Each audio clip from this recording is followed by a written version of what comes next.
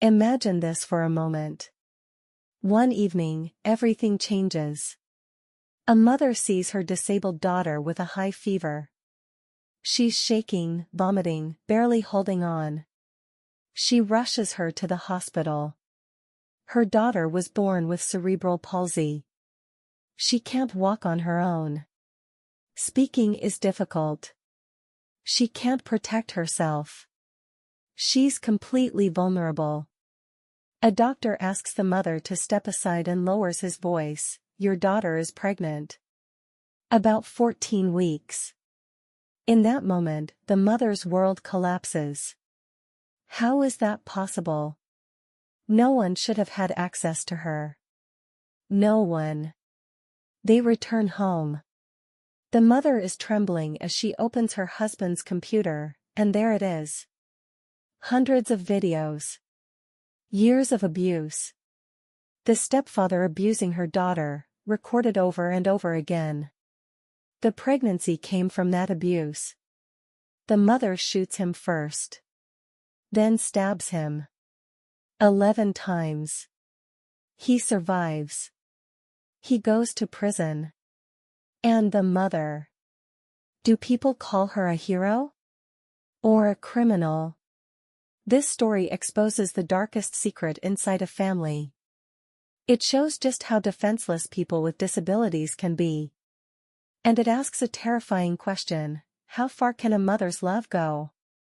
I'll reveal the details slowly, because the most painful part is still ahead. This is not fiction. This is a real story, the story of Denise Holloway. Are you ready? Then let's begin. It all began in Ohio, in a small house near Columbus. Denise Marie Holloway was an ordinary woman whose entire life had been a struggle. She was born in 1974 in East Cleveland and grew up in poverty. Her father worked long hours at a factory, coming home covered in oil. Her mother cleaned wealthy people's houses and returned exhausted every day. From a very young age, Denise understood one thing: nothing comes easily. You have to fight for everything. At 16, she worked in a store, stocking shelves and carrying boxes to help support her family. She became the first person in her family to graduate from high school, and her mother cried with pride. Denise went on to college, dreaming of becoming a medical assistant. She was searching for stability. For a life that felt a little lighter. It all began in Ohio, in a small house near Columbus. Denise Marie Holloway was an ordinary woman whose entire life had been a struggle. She was born in 1974 in East Cleveland and grew up in poverty. Her father worked long hours at a factory, coming home covered in oil. Her mother cleaned wealthy people's houses and returned exhausted every day. From a very young age, Denise understood one thing: nothing comes easily. You have to fight for everything. At 16, she worked in a store, stocking shelves and carrying boxes to help support her family. She became the first person in her family to graduate from high school, and her mother cried with pride. Denise went on to college, dreaming of becoming a medical assistant. She was searching for stability. For a life that felt a little lighter. In 2010, Denise moved closer to Columbus for a better job. She was completely exhausted, the years clearly written on her face. That spring, at a church event, she met Harold Eugene Carter. Harold was 39, 3 years older than Denise. An IT specialist. Divorced. No children of his own. A quiet, unremarkable man, he fixed computers, kept systems running. He approached Denise slowly. Helped carry groceries. Fixed a squeaky door. But the most important thing was this: he sat with grace and never once turned away from her disability. Most people run, Denise told her sister Janet during a late-night phone call. They see grace and suddenly remember they have somewhere else to be. Harold stays. He doesn't run. For a woman who had fought alone for 10 years, Harold felt like an answer to prayer. But there were small signs. His computer was always locked. He explained it away as work data. At family gatherings, he would sit very close to Grace. Watch her for long moments. Denise thought it was care. In June 2012, they married in a small ceremony. White ribbons were tied to Grace's wheelchair, and she smiled at her mother with pure joy. Harold suggested a honeymoon in Florida, but Denise couldn't leave Grace for more than a day or two. Harold said he understood. Family comes first. The early years of marriage looked stable from the outside. Harold took control of the household finances and, for the first time in her life, Denise felt some peace. She stopped counting every dollar spent on utilities and groceries. Harold helped care for Grace too. He took her to therapy, put on her leg braces, carried her upstairs on days when she was too tired to use her walker. Neighbors saw a calm stepfather. Church members praised him as a devoted husband. But the changes came slowly. Quietly. Hard to notice.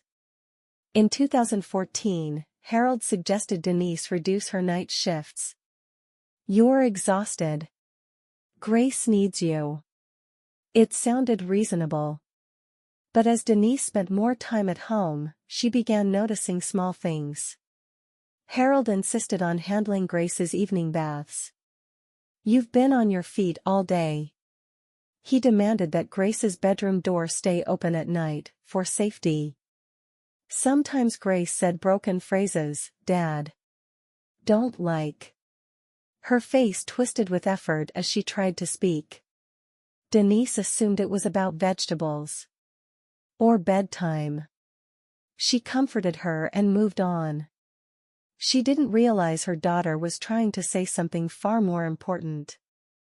There is one crucial thing you need to understand about Grace: she was not intellectually disabled. Cerebral palsy affects movement, not the mind. Her brain worked fully. She understood everything. She felt everything. But she couldn't say it. Harold threatened her. "If you tell anyone, they'll take your mother away. No one will believe you. You can't even talk." For 3 years, Grace lived in a house where her abuser was also her caregiver. She couldn't run. She couldn't fight back. In 2015, during a therapy session, when a male therapist adjusted her legs, Grace suddenly screamed, "Don't touch. Don't touch." It was written off as sensory sensitivity. In 2016, a homemaid noticed that Grace seemed withdrawn after returning from vacation. Harold explained it away as just a phase, and that was the end of it. In 2017, Grace woke up at night from nightmares, crying, "Dad, night, no." Denise thought she was asking for a good night ritual and called Harold into the room. It was the exact opposite of what Grace wanted. English translation, spoken, cinematic documentary style. The winter of 2017 came early, bringing frost-covered windows. Grace started gaining weight. Denise thought it was holiday food, blamed the sweet pies. But by January, the swelling was centered in her abdomen. Harold suggested she eat more vegetables. Denise bought new pants with an elastic waistband. Pregnancy never crossed her mind. It felt absurd. Impossible. Grace's behavior changed too. She flinched when her mother touched her. She cried for no clear reason when Denise brushed her hair. One day, she placed her hand on her stomach, trying to show something. Denise made her tea and said, "Maybe your stomach hurts." She didn't hear her daughter's silent call for help. February 20, 2018. Grace woke up vomiting. Her fever was rising. By noon, it was 101. By evening, 103. Her body shook with chills that blankets couldn't stop. Denise did everything she could. Gave medication. Used cold compresses. Harold suggested waiting. Probably an infection. It'll pass by tomorrow. But when Grace started having seizures at 9 that night, Denise made the decision. She was taking her to the hospital. Harold offered to drive, but Denise wanted to sit in the back seat, holding her daughter's hand. At the hospital, they were admitted immediately. A high fever in a disabled patient is dangerous. Tests were run. And then a routine pregnancy test. Positive. 14 weeks. The doctor spoke calmly. Someone had assaulted her. Grace could not give consent. Denise's thoughts went straight to Harold. She called him, wanting to hear his reaction. When she said, "Grace is pregnant," there was silence. Then he said, "That's impossible. It must be someone else." There was fear in his voice. The drive home felt endless. The dark streets seemed to stretch on forever. The house looked normal, the lights were on, the car was in the driveway. But nothing was normal. Denise sat in the car for 5 minutes, trying to pull herself together. Harold's reaction had been wrong. Too calm. Too quick to deflect. When she went inside, Harold was sitting on the couch with his laptop. He closed the screen too fast. "How's Grace?" he asked. His hands were shaking. A notification sound came from the laptop. Harold tried to take it with him to the bathroom. Denise waited. Then she opened it. Folders. Videos. Hundreds of them, starting in November 2015. The most recent one was dated Valentine's Day. She only needed a few seconds. Harold was abusing Grace. Denise screamed. When Harold came back, he lied. Said she had misunderstood. Claimed the videos were medical. Then he blamed Grace, saying she was confused. Denise grabbed the gun and shot him in the shoulder. Harold collapsed. Blood began to spread. The next day, Harold returned from the hospital. Still alive. Still confident. Denise put her sleeping medication into his juice, 30 milligrams. When he fell asleep, she stabbed him. 11 times. She didn't kill him. She wanted him to suffer. To stand trial. To have his crimes exposed. To spend his life in prison. She called 911. "My husband hurt my daughter. I hurt him. He's alive." When police arrived, the house was covered in blood. They seized the laptop. 240 videos were found. DNA confirmed it. Grace was pregnant by Harold. The investigation moved quickly. The videos were devastating evidence.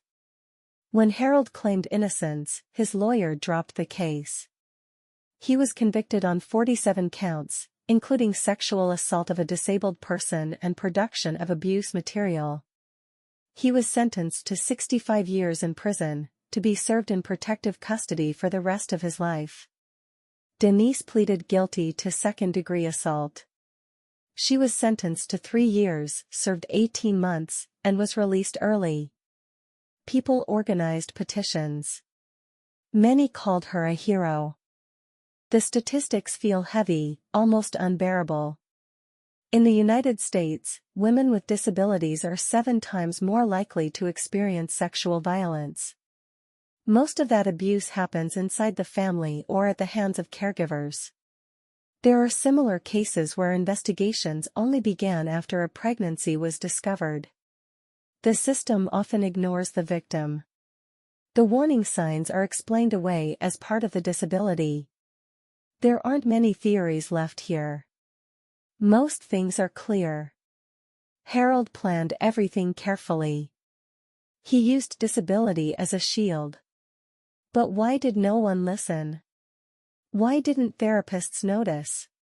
Why didn't caregivers see it? Unanswered questions remain.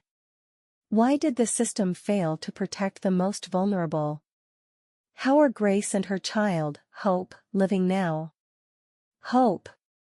A name that means hope. Chosen by Grace herself. Like a light pulled out of the darkness. In the end, this story shows both sides of a mother's love, the dark side, and the bright one. Denise committed a crime. But she did it for her daughter. Harold is rotting in prison. Grace became a mother. Hope is growing. But protecting people with disabilities is still an unresolved problem. What do you think? Did the mother do the right thing? Is the law always just? Write your thoughts in the comments. See you in the next video.